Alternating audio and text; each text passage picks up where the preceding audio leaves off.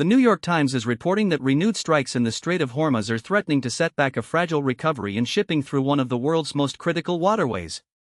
Here's what's happening. Traffic through the Strait of Hormuz had actually been climbing, reaching the highest levels since the start of the U.S. war in Iran. On Wednesday alone last week, 73 ships made it through. But then came a fresh round of attacks, and those numbers dropped fast. By Friday, at least 34 vessels transited. By Saturday, at least 10, and that count was still incomplete. To understand why this matters, consider the scale. Before the conflict, roughly 130 ships passed through the strait every single day. The strait is a crucial choke point for oil and gas shipments out of the Persian Gulf, and countries around the world that depend on Middle East energy are watching closely.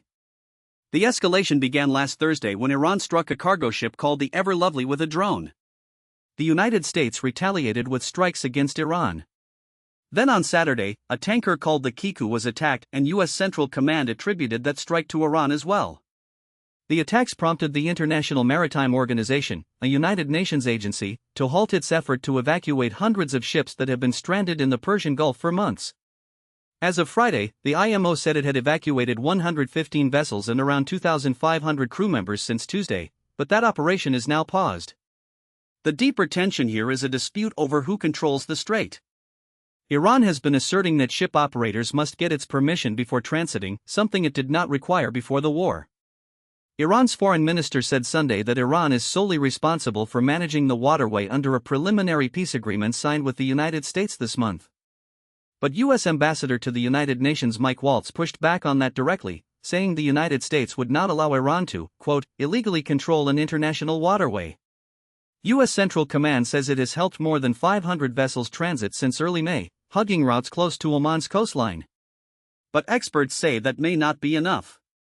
Martin Navias, co-author of a book on tanker wars during the Iran-Iraq crisis, said the U.S. is going to have to, quote, upscale those efforts. The problem is that a major escalation could send ship traffic to a trickle again. For shipping companies caught in the middle, the options are grim. Some vessels have worked out arrangements directly with Iran.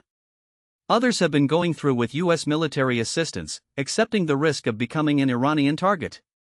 And many operators who relied on the UN evacuation corridor precisely because it kept them out of that standoff are now likely to simply stay away until things look safer.